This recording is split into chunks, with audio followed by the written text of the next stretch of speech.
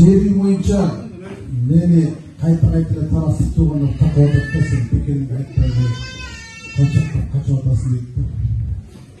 Мен айткам, жер үйдөгү алтындын кору бул жергиликтүү калктын шоруну.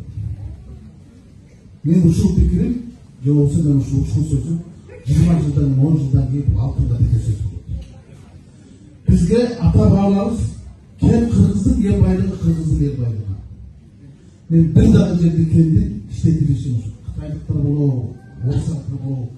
Бизге кантип штаб келсе дөңдүү бойдо сайды саймо деген бар. Мына чаткалга бардым, 200дөн ашык лицензия.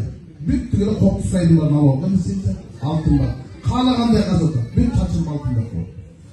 Елеп атат, сайдын ичинде казып атат да. Анан кыргыз алтын сатып аяган эмес да. Жери боюнча айттыңыз, жери 100 миллион алтын сатасы. Жалпы баасы 5 миллион.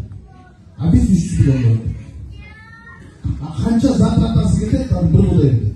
Ошондуктан адыл жана Айбек Усманкулов деген таластык элибиз ошо көтөрүп чыкты. Мен өткөндө айткам, мени кошуп коюп деген Замир Рысаловдун ошол кодлук комиссиядабыз. Алар айтып атат, эгерде жери азыркыдагы келишим менен иштей турган болсо, алар бизге салыгын төлөйт.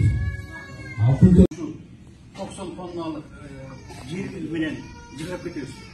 Эми мейли, эл макул болуп койду, тигинти минти. Эми силер мына көп болсо 6 айдан кийин Кудай кааласа депутат болуп каларсыңар. Эми келечекте айтам да, эң кур дегенде ошо жер үйдү. Эми артка жок болуп калды, мисалы жер иштеп атат, уже сатылды. Эми эң кур дегенде, мына бир жерде специалист отурат. Жаңзак кайтып атат, жаңзак. Кетип калды.